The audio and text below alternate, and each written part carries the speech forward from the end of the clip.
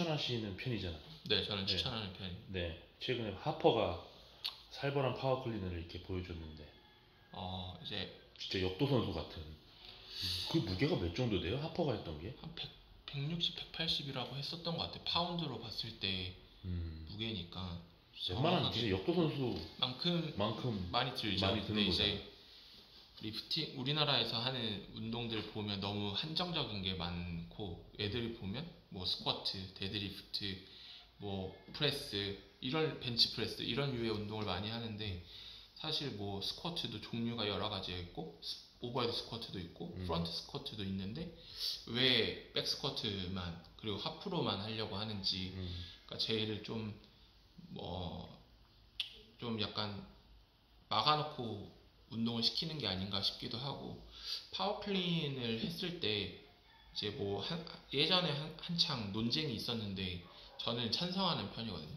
근데 그게 이제 가르쳤을 때, 뭐 지도했을 때 어떻게 지도하는지에 따라서 이 팔꿈치 다치느냐 안 다치느냐 이 차이를 좀 많이 느끼는 편이고, 이제 야구 선수들이 뭐 이 전완에 뻣뻣함이 생겨서 손목이 잘 안 넘어와서 처음에 이 손목 있는데 당긴다라고 표현을 많이 하는데, 실제로 다 해보면 여기가 다시 오히려 이 늘어난 느낌을 많이 받기도 하고, 팔꿈치에 뭐 부하를 느낀다거나 아니면 통증이 있다거나 하는 선수들이 그렇게 많지 않다는 거죠. 그리고 이제 뭐 했는데 오늘 컨디션이 안 좋아서 팔꿈치가 뭐 조금 아팠다 아니면 어깨가 좀 불편했다 그러면 중단을 하는 게 맞지, 굳이 얘를 다칠 거다라고 생각을 하고 제약하는 필요는 없다고 생각을 하는 거죠. 왠지 막 파워클린 동작 보면 잘못하면 손목 나갈 것 같고 맞아요, 허리 맞아요. 허리 부러질 것 같고.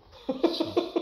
사실 이제 뭐 항상 뭐 파워 운동을 해야 된다고 했을 때 메디슨 볼만 던지는 게 아니라 뭐 일률적으로 따져서 보면 그냥 스쿼트 데드리프트 하는 것보다 훨씬 더 운동하는 거리가 길잖아요. 그러니까 얘네가 내 몸에서 받는 그 부하량도 괜히 그 스쿼트랑 데드리프트처럼 따로 측정할 따로 측정할 수 없다라기보다는 별개라고 보는 거죠. 그래서 그리고 이제 그 무게를 어느 높이까지 들어 올리고 내가 받으려고 한다면 훨씬 더 빠르게 움직여야 되니까, 이게 나중에 이 무게가 없이 뭔가 순간적으로 내가 몸을 움직일 때는 훨씬 빨라질 수 있다는 거죠. 그래서 이제 보통 야구도 몇 초 안에 다 끝나는 스포츠인데, 그거를 오히려 조금 더 극대화 시켜줄 수 있는 거고, 이제 부상이라고 하는 거는 뭐 스킬에 문제가 있어서 부상을 당할 수도 있는 거라고 생각을 해서, 이게 뭐 스킬이 훨씬 중요하지만 얘를 보완해 주는 거는 뭐 리프팅 운동이 훨씬 더 도움이 될 거다라고 생각을 하는 거죠. 그냥 일반적인 스쿼트나 네, 바벨을 드는 것보다 파워클린 하는 게 네, 파워성 분명한 운동이 이득이 있어요. 있다. 네, 네. 그래서 이제 뭐 메디슨 볼 던지는 것도 파워에 도움이 되지만, 제가 생각했을 때는 메디슨 볼 던지는 것보다 훨씬 더 큰 파워를 낼 수 있는 거는 파워 클린이라고 생각을 하는 거죠. 이 속도가 중요한데 그 속도를 더 강하고 빠르게 발달시킬 수 있는 거는 메디슨 볼보다는 파워 클린이나 뭐 스트레치 이런 운동. 그러네. 파워클린 할 때는 아무래도 그 정말 자기가 짜낼 수 있는 최대의 스피드를 해내지 않으면 자기가 죽으니까. 그쵸.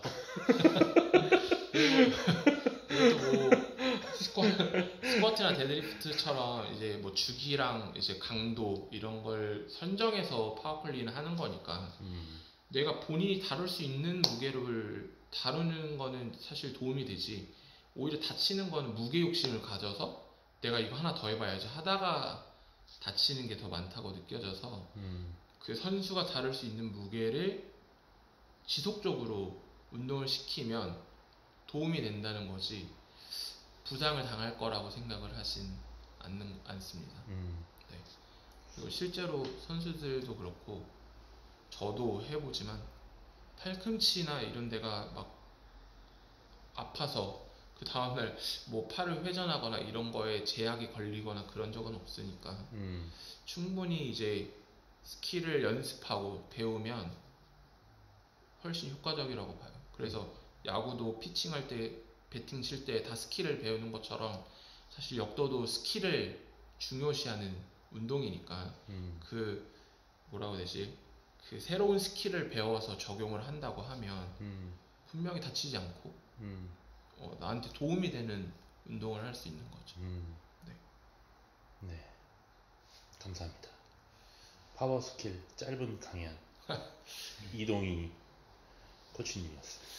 근데 확실히 그런 게 있는 것 같아요. 스킬, 저 역도도 스킬이니까 그 새로운 운동을 배운다고 표현을 많이 하잖아요. 웨이트리프팅 할 때. 그러니까 그거를 아까도 말했지만 축구, 농구, 야구 선수가 축구, 농구, 배드민턴 이런 거 하듯이 역도도 새로운 운동을 배운다고 생각하고 배우면 훨씬 도움이 될 거고 따로 내가 이거는 보강 운동이다라고 생각하지 않고 배우면 좋은 접근법이다. 새로운 운동을 배운다 생각하고 접근하면 사실 부상 없이 할 거고 뭐 어떻게 보면 진짜 최고의 그 트레이닝 방법 중에 하나가 역도라고 생각을 하니까 감히 넘을 수 없다고 봐요. 저는 메디슨 볼 던지는 것도 좋지만 그런 속도와 힘을 적절하게 쓸 수 있는 거는 역도성 운동이 제일 좋지 않나. 어느 나이부터 보통 권하는 편이에요? 저는 중학교부터는 좀 배워봐도 좋지 않을까 생각을 하고요. 중학교 선수들이 무게를 막 엄청 많이 끼고 배우는 거 아니라 그냥 뭐 빈 바, 뭐 15kg 아니면 10kg짜리 바 가지고 자세 연습만 해도 아마 엄청 힘들 거고, 그리고 이제 그 스킬을 배우는 동작을 해보면 알겠지만 저도 성인 돼서 배웠는데 저를 가르쳐준 그 코치 선생님도 처음에 20kg 바 가지고만 했어요. 근데 진짜 죽을 뻔했어요. 1시간 하다가.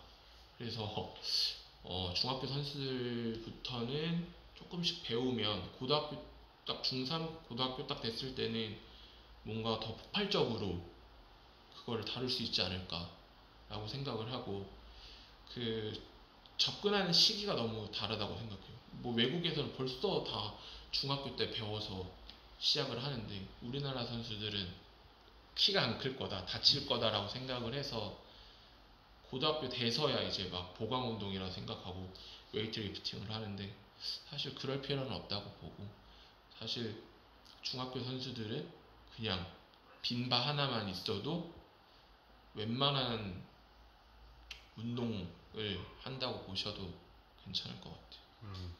그리고 또 뭐 항상 그리고 또 중요하게 생각하는 게 움직임이 되게 중요하다고 생각하고 하잖아요. 근데 역도에도 보면 스킬이 되게 여러 가지가 있잖아요. 그래서 살펴보면 그 어린 친구들이 못 앉는 애들이 되게 많고 오히려 오버헤드 스쿼트 같은 동작을 못하는 친구들이 많아서 어릴 때부터 그런 동작을 습득해서 배우면 그 내 몸을 거기다 무게가 올라가면 내 몸을 컨트롤하는 능력이 훨씬 더 많이 생길 건데 왜 안 시킬까라고 생각을 좀 하죠. 네. 좋은 말씀 감사합니다.